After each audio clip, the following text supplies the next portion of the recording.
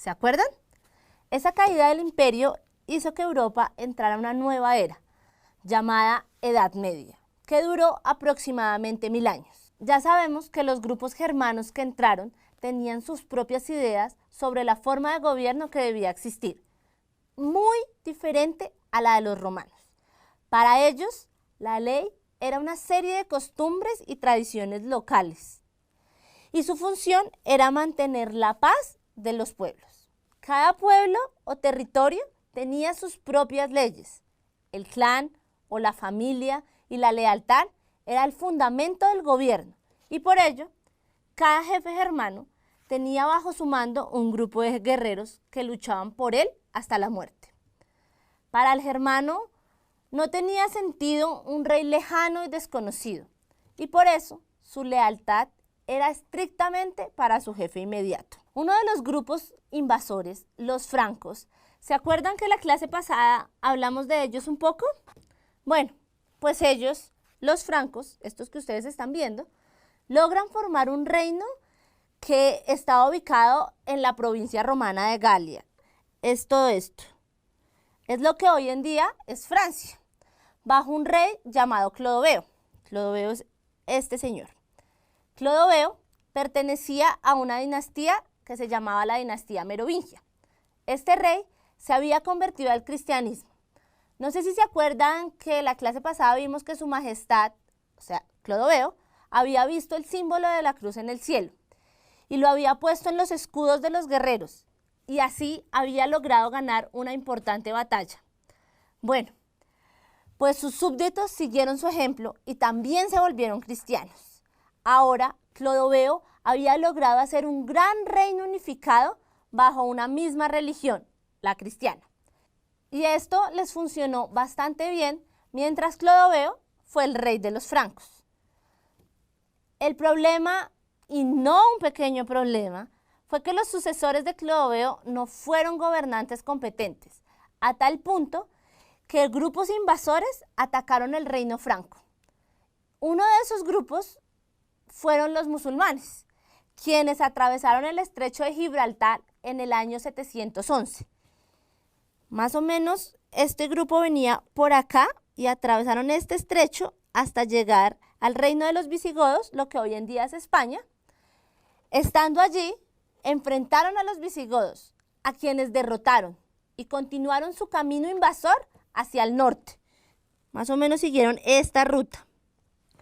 Sin embargo, en el 732, los musulmanes fueron derrotados por los francos, y los derrotaron con todo y que su majestad Clodoveo ya no era el rey.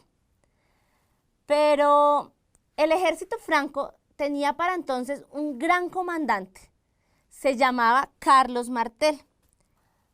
Carlos Martel no era hijo del rey, ni nada parecido. Carlos Martel era el mayordomo del palacio de los reyes francos.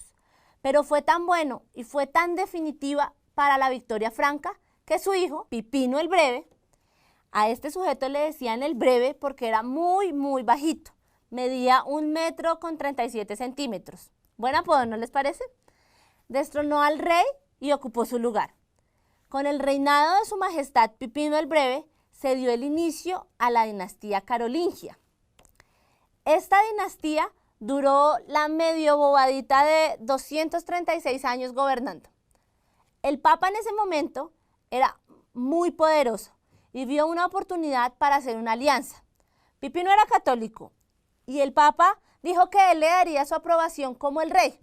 Así, para reforzar la cristiandad y tener una manera de defenderse en caso de posibles agresores. Con esta alianza se empezó a formar una nueva relación de conveniencia entre el papa y el rey. Más o menos en donde la cruz está en la misma posición que la corona. Resulta que había una tribu germana que vivía en el norte de Italia. Se llamaban los lombardos. Ellos vivían más o menos por acá. Los lombardos un día decidieron expandir su territorio hacia el sur, más o menos hasta por acá, en donde estaba el papa. El papa de ese entonces, Esteban II, le pidió ayuda al rey Pipino. Pipino entró con su ejército y sacó a todos los lombardos.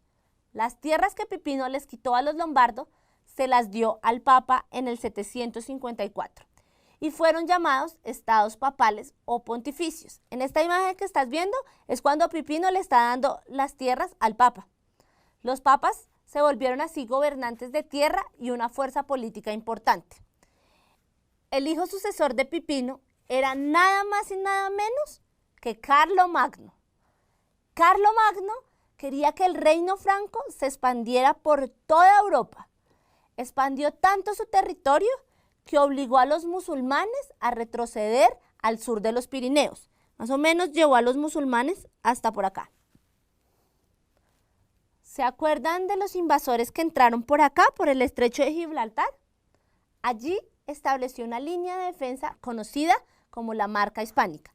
Más o menos la podemos identificar por acá. Carlomagno creó un imperio centralizado y fuerte, el Imperio Carolingio, en este mapa en lo que está de color amarillo.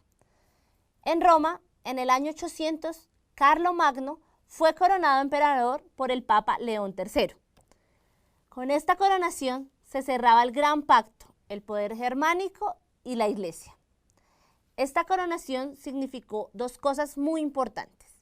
Por un lado, quería continuar el antiguo Imperio Romano de Occidente, cosa que desafortunadamente no sucedió.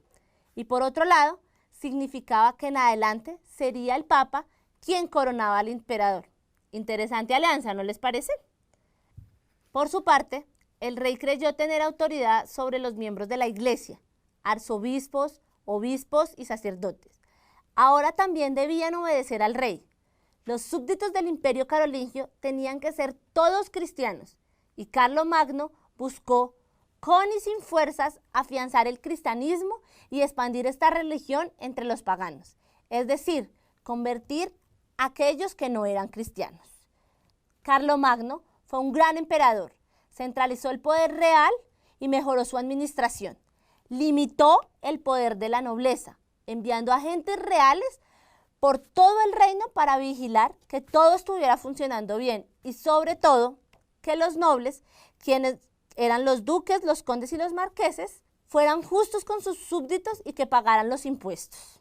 Se dio cuenta que la educación y el conocimiento eran muy importantes y por eso abrió escuelas y monasterios para preparar funcionarios para la administración de su gobierno. Los sucesores de Carlomagno no supieron mantener el Imperio Carolingio unido. Mediante el Tratado de Verdún, en 843, sus nietos dividieron el territorio en tres partes. La primera parte le tocó a Carlos el Calvo. Otro apodo interesante, ¿no? Este no tenemos que explicarlo, ¿verdad? Se quedó con la zona occidental del imperio, es decir, lo que hoy en día es Francia, más o menos desde acá. Y a Luis el Germánico, que es este señor, le correspondió la parte oriental del imperio, lo que hoy en día más o menos podemos identificar como Alemania. Más o menos la frontera es por acá. Lotario se quedó con la otra parte del imperio, que era el centro del imperio. Más o menos la frontera es por acá. La parte de Lotario todavía no se sabe muy bien si era del todo germánica o del todo franca. Los reyes perdieron así el poder centralizado y se desintegró el imperio. Otra vez Europa se volvió muy vulnerable. Tal fue el desorden que siguió que vino otra nueva ola de invasiones durante 2 siglos. Uno de estos nuevos invasores fueron los vikingos o normandos, hombres del norte, grupo germano de Escandinavia, una región donde el clima es muy frío y las condiciones de vida son hostiles. Ellos estaban ubicados en esta parte. Los vikingos tenían su propio alfabeto cuyas letras se llamaban runas.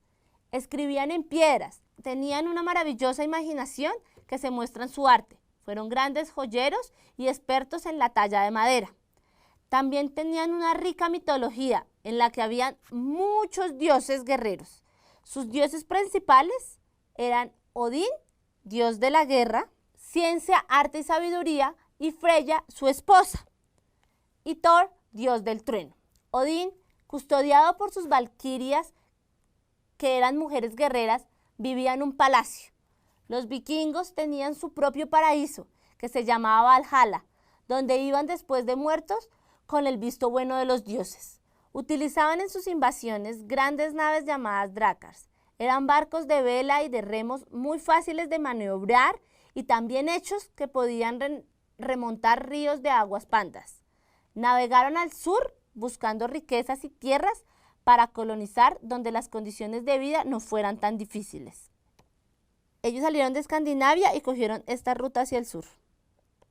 Eran tan buenos navegantes que exploraron nuevas rutas de comercio. Viajaron por los ríos de Rusia hasta llegar a Constantinopla. Se establecieron en Inglaterra, en Francia y en Italia. Eran tan, pero tan buenos que hasta lograron atravesar el Océano Atlántico para llegar en el año 1000 a América del Norte. Todo el mundo les temía por ser guerreros que no respetaban nada. Sus ataques eran tan rápidos que sus víctimas no tenían tiempo de defenderse. Saqueaban, robaban, mataban, quemaban y destruían en especial ciudades ricas y monasterios. Al asentarse en Normandía, noreste de Francia, poco a poco fueron convirtiéndose al cristianismo y así fueron atenuando sus costumbres feroces. Otros invasores que volvieron fueron los musulmanes o sarracenos. Significa piratas musulmanes. Estos sarracenos se quedaron viviendo en Sicilia, se quedaron acá. Consigo trajeron el conocimiento de la antigüedad, la filosofía, matemáticas, ciencias y astronomía, al igual que su religión, el Islam. Uno de sus filósofos más ilustres, nacido en España, fue Averroes. Sus citas son muy famosas. Por ejemplo, ni un ejército de filósofos sería suficiente para cambiar la naturaleza del error y convertirlo en verdad. Otra cita es: la ignorancia conduce al miedo, el miedo conduce al odio y el odio conduce a la violencia. Bonitas frases, ¿verdad? Finalmente están los magiares. Fueron un tercer grupo de invasores que ingresaron por el este del Imperio Carolingio. Ellos entraron por aquí al imperio. Eran muchos, ¿verdad?